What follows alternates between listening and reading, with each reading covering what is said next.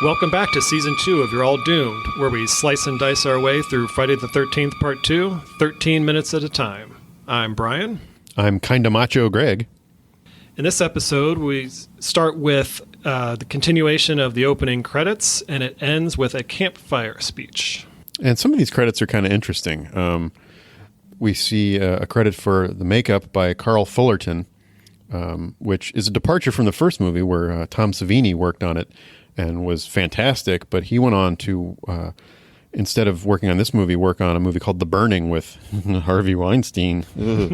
But Carl Fullerton went on to work on a couple of great movies. He did some makeup work on Goodfellas and Silence of the Lambs, which had some really great gory effects. So, he went on to a pretty great career. Nice.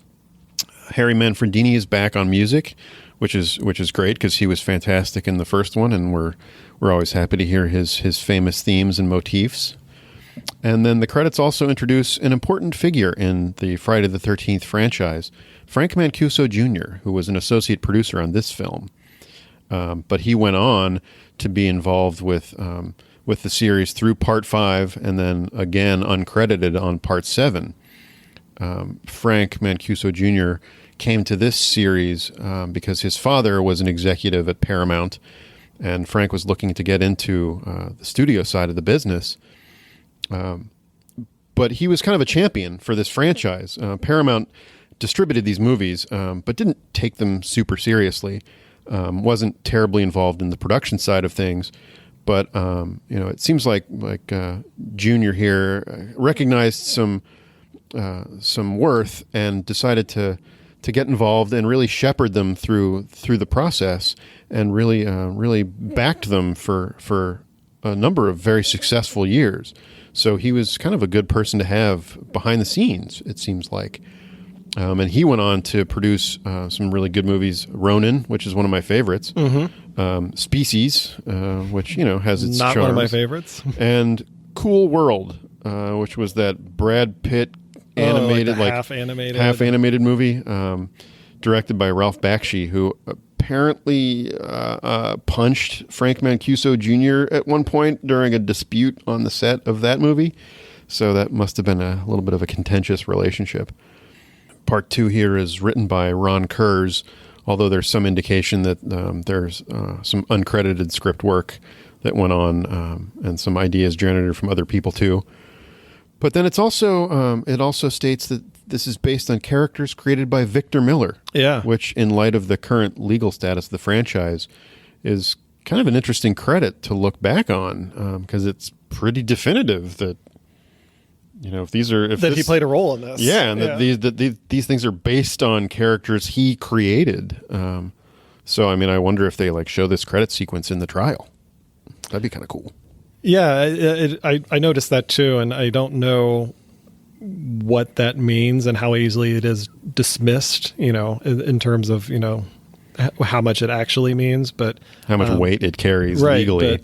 But, if you're going to say that he's only responsible for the events and the characters of the first movie, and then you say that you couldn't have done this second one without the events and characters that he created in the first one, then you're putting a lot of ownership on him. Yeah. So then we cut back into the movie itself. Yeah, and for the second Friday the 13th movie in a row, the first thing we see after a credit sequence is a pickup truck driving into town. Inside the truck, instead of Kevin Bacon this time, we have a guy and a girl. Their names are Jeff and Sandra. But it's basically Kevin Bacon. It's basically the exact same character. And once again, we see the truck kind of pull up to a gas station in this really small town. It's kind of a cool truck, though. The first time it was kind of a red beater, and this looks like more of a kind of a kick-ass utility truck. It's funny you should mention that because I actually looked up to see what type of truck he had. It's called an Outlaw 2, which is a pretty cool name. It's actually a 1977 Chevrolet K10 Cayenne Fleet Side, and that's pretty much all I found out about it. But I agreed that it was a neat-looking truck, and that's why I decided to look it up.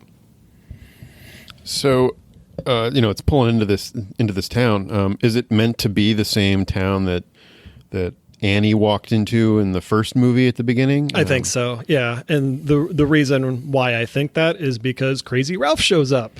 Oh, that's a good point. Yeah, that's a good point. So unless he's just going from town to town.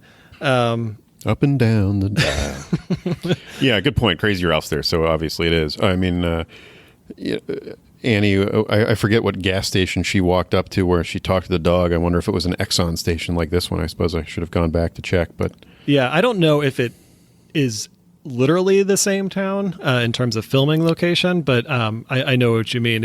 I think it's supposed to be. Ralph the is same the town crazy. So, yeah, I mean, so Jeff is calling someone in a phone booth, which, boy, how dated can you get if you've got a phone booth?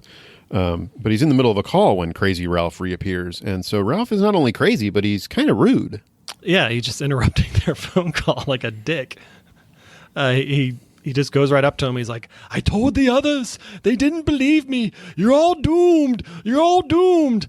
First of all, someone should have a podcast named that. You're all doomed. Yeah, it's just seems like a pretty good name for a podcast. So yeah, we've established that Ralph is kind of a dick for interrupting the call. But I want to go back real quick to the fact that, Jeff is on the phone and he's getting directions from his friend, Ted. But what I don't understand is why didn't he get the directions beforehand? Yeah, why make it that far? Call me from the phone booth in town, and then I'll give you directions. Yeah, and then I'll give there. you the next step of the directions. Like, no, why don't you just give me all of the directions, and then I'll just meet you at the final destination? Maybe Ted didn't know the directions when Jeff and Sandra. By the time Jeff and Sandra left, wherever they were coming from, Ted hadn't gotten there himself yet, so he wasn't sure of the final leg. That could be. So he said, once you get into, Crazy Town, call me, find a phone and call me at the camp number, and I'll be able to tell you the rest because I'll have just done it. That's the only thing I can think of that would make any sense. No, that's true. Ralph's delivery of his his dire warning in this movie, it's the one I prefer. It's the one I'm more familiar with, but it seems a little lower energy. Like he's done this so many times that he's just kind of like, oh, you're all doomed. Like yeah. He's just oh, there's some more kids. I gotta go warn them again. He does this all day long. Yeah, and like they were like the 15th group of children that he spoke to that day. Like, oh God, I'm so tired of reading these lines. It's like there's a homeless person that I walk by pretty frequently in Chicago, and she sells these chocolates, and I think she gets a cut of the profits from the chocolates that she sells, but all day long, nonstop, she says the same thing over again, and the way she delivers it is, world's finest chocolates, how you doing today? World's finest chocolates, how you doing today? And she does this all day long, but I imagine by the end of the day, she sounds like Crazy Ralph, where she's like, how you doing today? World's finest chocolates. World's finest chocolates. Well, I sound like Stanley from The Office, but... So while Jeff is on the phone, kind of off in the background, we see a tow truck pull up to his pickup truck and latch on and begin towing his truck. Yeah, and one thing I noticed this time around is that, and it could just be the angle, but it looked like Sandra was watching this transpire for 5 minutes before she finally reacted. Like she's staring directly in the direction of this pickup truck it's in the process of being towed. And she waits until the truck is finally pulling away, where she's like, hey, what are you doing? So I don't know. It could have just been the angle, but I just don't know what took her so long to react. My guess is that she was busy ruminating on how she wound up with a guy who voluntarily wears a newsboy cap everywhere he goes, and so she was lost in thought, and only at the end of the towing did she notice what was going on in front of her face, and then called Jeff's attention to it, who immediately freaks out and hangs up the phone. Yeah, they start chasing the truck down the road. It's not going very fast, so it doesn't seem like Jeff has too much trouble keeping up. So it's almost like the tow truck driver is just messing with them and, kind of letting him, get close enough where he can like yell at the driver. In fact, I think he even like goes up to the Yeah, he driver's even side manages window, to and he's pound like- on the glass, and Yeah. and that like I've always been unsettled by that shot. Jeff looks kind of scary. He does. As he's pounding on that window, bellowing at the tow truck driver. But what I love about it is the non-reaction from the tow truck driver. Like he that doesn't guy is even stone cold. He doesn't even like glance out of the corner of his eye. He's just like, if someone, I mean, even if I knew who it was, if someone started pounding on my window as I was driving my car, I'd be a little freaked out. But this guy's just like, whatever, I think he deals with it all the time. And so like, Jeff is, yelling at him, and the tow truck driver just doesn't even stop. He just keeps going. And it eventually turns a corner, and Jeff and Sandra are really close behind, and the tow truck finally stops on the side of the road, and Jeff and Sandra are right there. And we meet Ned. I mean, Ted, sorry. Yeah, an easy mistake to make because it's another prankster. Yeah. Admittedly, this is a pretty good prank. Having someone's truck towed and have them freak out, and he doesn't let it go on for too long. But yeah, so we've got another wacky prankster named Ted. Maybe in part 3 we'll have one named Fred, If we're lucky. Yeah, Ted's he's a gangly ginger who apparently set this whole thing up with Max, the tow truck driver. Who I guess the tow truck driver also owns the gas station. And, Ted is like super excited to see Jeff and Sandra, and, says this summer is going to be like old times. And so it's quickly established that these are like old friends. But you'd mentioned this, plan that like Ted had set up, and I'm trying to piece together exactly how Ted planned this thing, because what number did he give Jeff and Sandra to call if he was just around the corner? And whatever number that was, he had to know that he was going to be in that location all along. So he's at this house or whatever that's around the corner from the gas station, and he says, "Hey, Jeff, call me at this number when you get into town." And then Ted's going to be there, and then the tow truck driver is going to be there. It's a lot of coordinating in an era when there was no way of knowing what time they were going to get there. Yeah, good point. This is all very orchestrated for... It's a little bit, again, maybe it's not worth poking holes in, but I just didn't quite understand it when I stopped to think about it. I'm like, well, wait, if he was there, I assumed that when Jeff made the phone call, Ted was at this final destination that Jeff and Sandra were trying to get to. And, but that wasn't the case at all. He was just around the corner. So he knew that, and he gave him that number to begin with. Good point. There may be some use of magic involved, because I'm pretty sure that Ted's last name is Weasley. So, he might be a Hogwarts student. And It's very likely. Now that the prank is completed, Ted is filling in his old friends, Jeff and Sandra, on some people that they'll be working with this summer. And he mentions someone named Paul, who is described as kind of macho. So I'm guessing that he's sort of the leader of this group of kids that we'll be meeting. Yeah, it sounds like it. But then they pile back into the truck, and they continue on their way. As they're heading down the road in the pickup truck, they notice there's a large tree branch blocking the road. And they stop and they get out of the truck, and my first observation was it looked like it had been dragged there, and they echo my thoughts too. And you can kind of tell just from like the trail of dirt behind the branch. It's not something that just fell off a tree and happened to land on the road. Like, this was deliberately placed there, which I thought was kind of cool. Even if it wasn't done, for sinister purposes, it was just kind of like, oh, that's a interesting little, thing going on here. Yeah, it's an ominous note. You're right. I mean, this thing it's a limb. I mean, this thing it's a big is really branch, blocking their path, and they're in a pretty hefty pickup truck, but they've got to move it to proceed. So it does have a little bit of a hint of a warning, especially given that we just got Crazy Ralph's warning. So there is, now within the span of a couple of minutes, we've had a sense of, maybe these people shouldn't be here. So yeah, that was a nice touch. Yeah, there's like a literal, physical obstacle that's blocking their path, saying, hey, maybe you shouldn't go this way. Mm-hmm. Not that it would be enough to make someone, completely turn around and be like, well, it's been a great summer, and just, head in a different direction. But it's enough that it should, give them some pause. But as Jeff and Ted are trying to, drag this branch off the road, Sandra decides that she's going to head into the woods rather than help, which I thought was kind of annoying because it didn't look like Jeff and Ted were having an easy time moving this branch. But Sandra's just like, whatever, I'm just going to go walk into the woods. And she doesn't walk very far before she kicks aside some brush and finds a sign that says Camp Crystal Lake. Uh-oh. Which sounds familiar. I don't know a whole lot about it, but it was interesting that it's just kind of like this, kind of faded, hand-painted sign. That, kind of abandoned. That it was just, off the side of the road. And it also makes you wonder if that was also intentionally placed there as some sort of warning. Because otherwise it's very coincidental that, there's this road in the middle of the woods,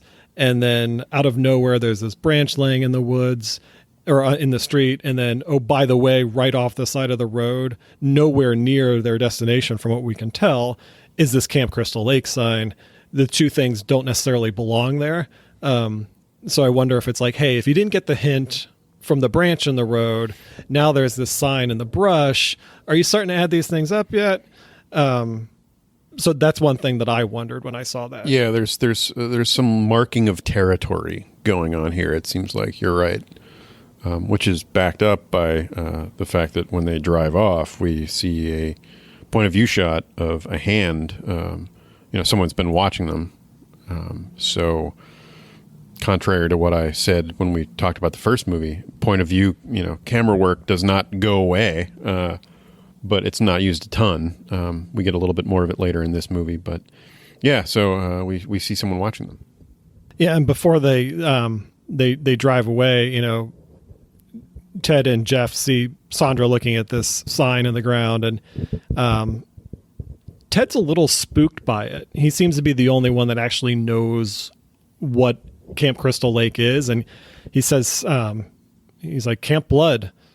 This place is is on the same lake where we're going to be. And so suddenly there's this acknowledgement of okay, he knows what Camp Crystal Lake is. He knows that it has this reputation as also being known Camp Blood because of all the bad things that happen there. And they happen to be heading in the same direction. It doesn't sound like they're heading to the exact same place, but they're heading to the same lake, and they're going to be pretty close by. And Ted's kind of spooked by it, and Jeff and Sandra kind of prod him and want to get a little bit more information out of him, and he's like, no, you don't want to hear about it, especially not before you've eaten. And so he knows something and is just choosing not to tell them. And then that's when they drive away, and we do get that really creepy shot of the hand pulling back the branches to get a better look at the truck as it drives away. And then we cut to a handsome blonde man ringing a dinner bell. He's standing on the porch of a nice looking lodge of some sort. And this group of people come, flocking out of their cabins toward the sound of the bell. Pavlov at work. We're, presuming that this is the location that Ted and Jeff and Sandra are heading to. It's, it's on a lake, and it looks like a camp type setting. Yeah, so this person we're this strapping young man we're seeing for the first time is Paul Holt, the kind of macho guy that was referenced earlier. He seems like a very commanding guy, but in contrast to Steve Christie from the first movie, he doesn't immediately establish himself as a jackass. No, not at all. Yeah, he actually, dare I say, he seems to be one of the most likable characters so far in either of these movies. He's agreed.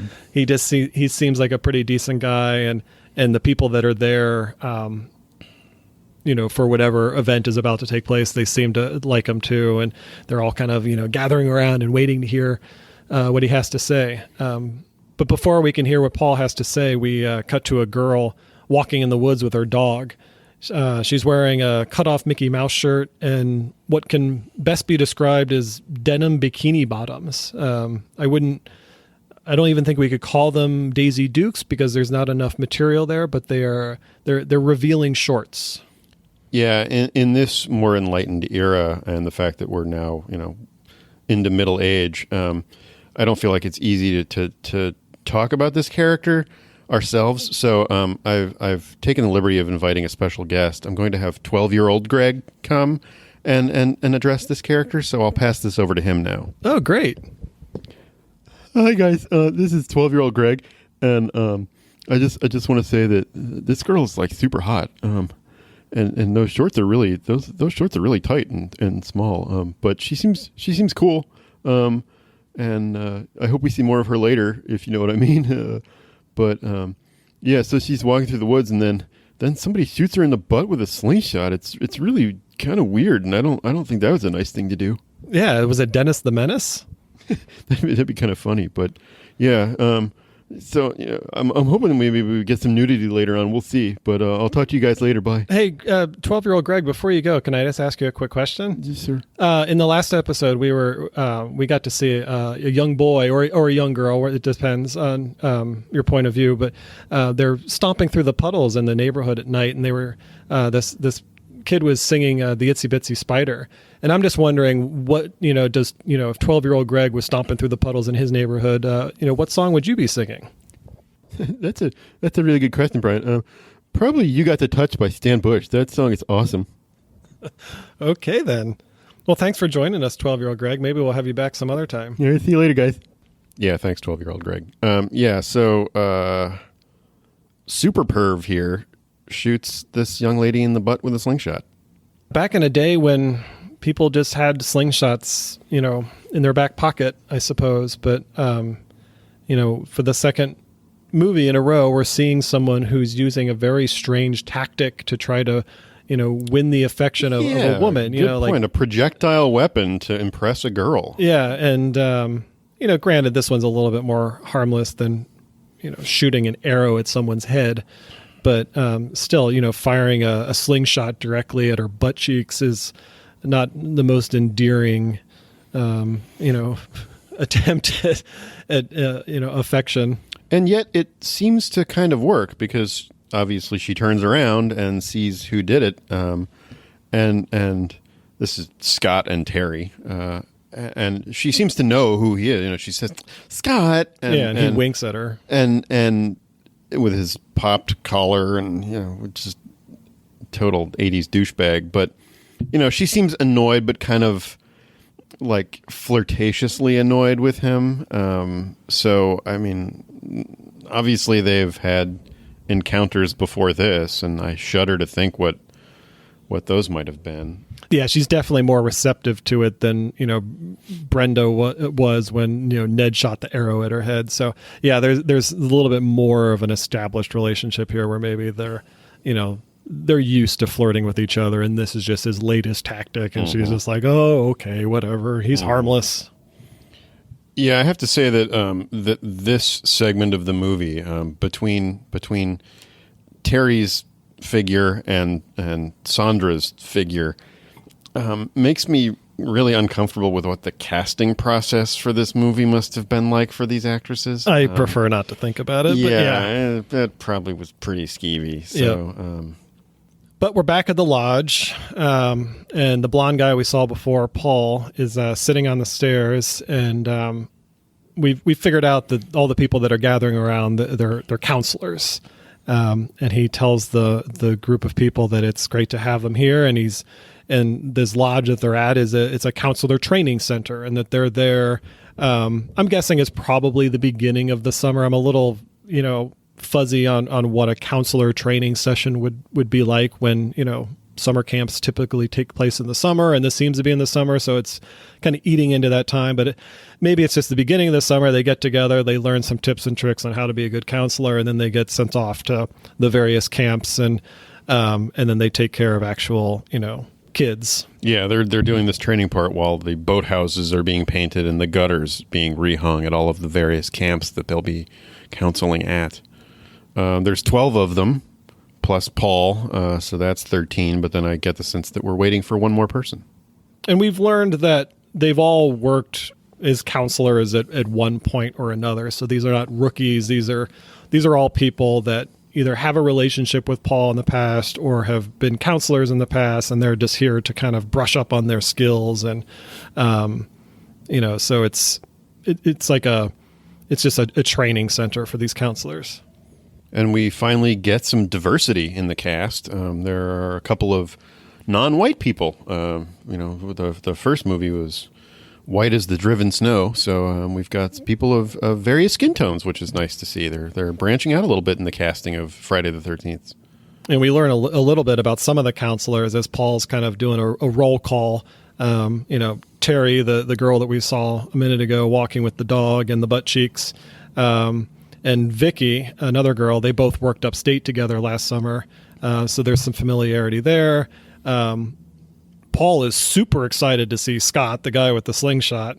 He's hoping Scott will shoot him in the butt with his slingshot. I guess, but I was wondering, why would Paul be surprised to see him? I would imagine that these people are there on an invitation basis, or are they at least signed up and registered to this camp? So point. For them to just be sitting in front of Paul on the day of, orientation, and Paul be like, "Oh my God, Scott, you're here. Hey buddy, what's up?" I just thought that was kind of a weird reaction. Maybe he's surprised to learn that the restraining order has been lifted and Scott is now allowed to be in the presence of children again. Paul also recognizes a guy named Mark, and Mark's easy to recognize because he's in a wheelchair. And they've apparently worked a season or two together in the past. So, there's a little bit of a bond there. Yeah, Paul seems to think highly of him. So yeah, he seems to like him a lot. And then the rest of the counselors, he says we'll get to know eventually. But I don't get the feeling that he really knows them either. But the last, his parting words, for at least this scene, is that he tells them that being a counselor isn't the gravy summer job that everyone thinks it is.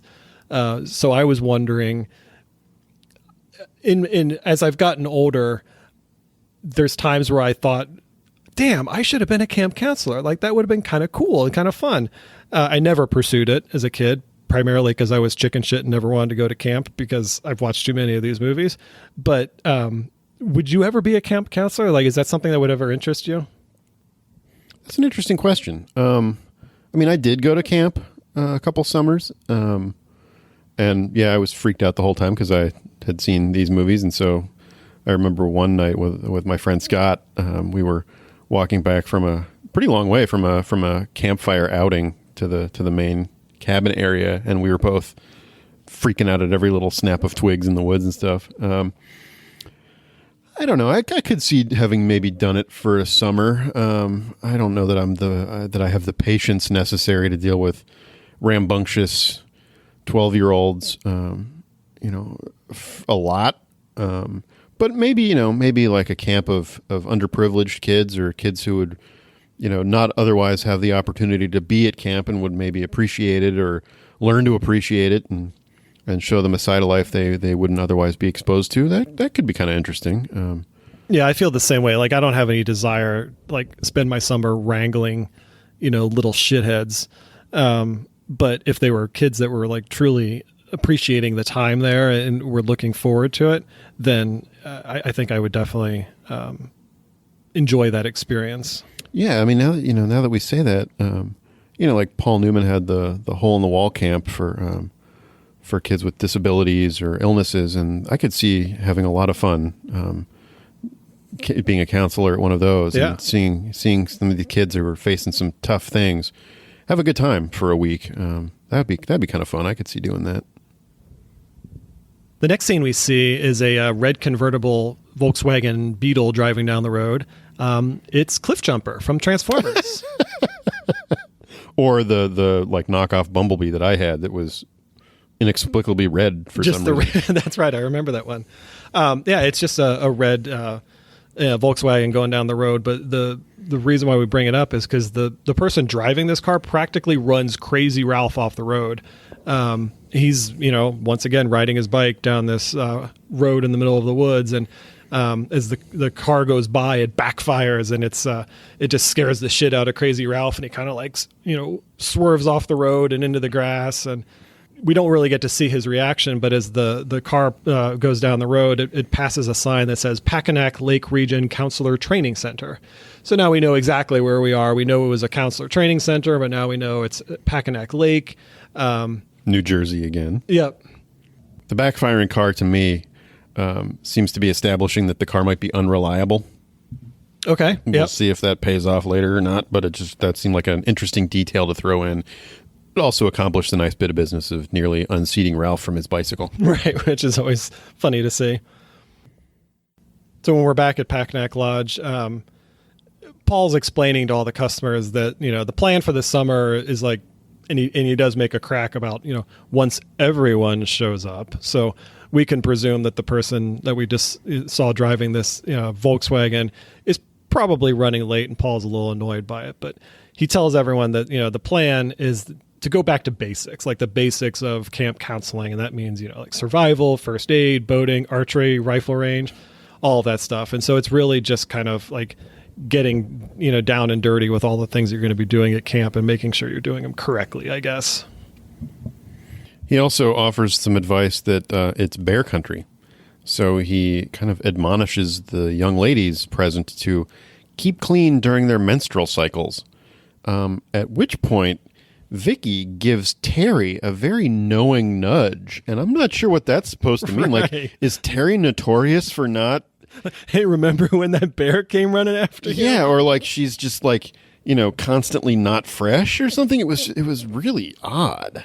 Yeah, and he brings that up right after he starts warning about the dangers of axes, knives, and lanterns and saws. So it's like he's putting this all in the same bucket. And he's obviously afraid of female genitalia. It must be.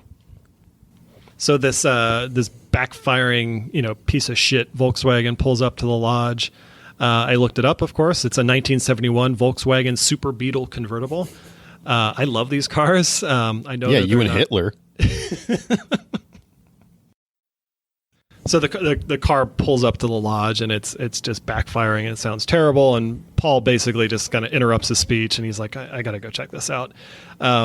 There's a blonde girl driving the car, and she knows Paul and apologizes profusely for being late.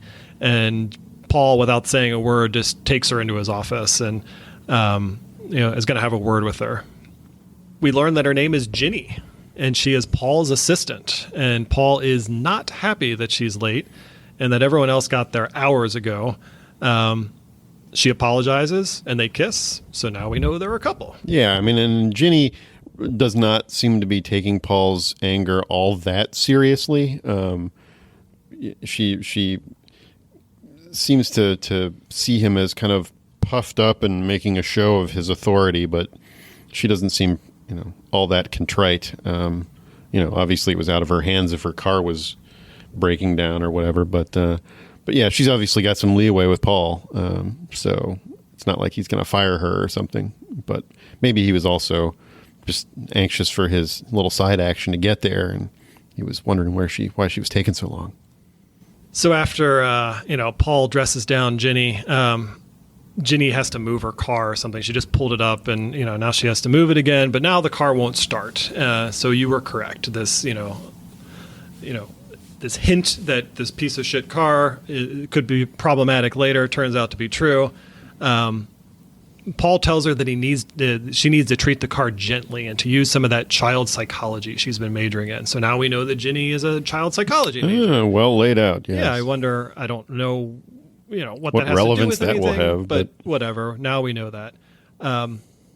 He pops the hood, which for this particular car is actually in the back of the car. Yeah, I always forget that the VW engines were in the back. And he does absolutely nothing while he's there. He basically pops the hood, looks at it, and tells her to try it again.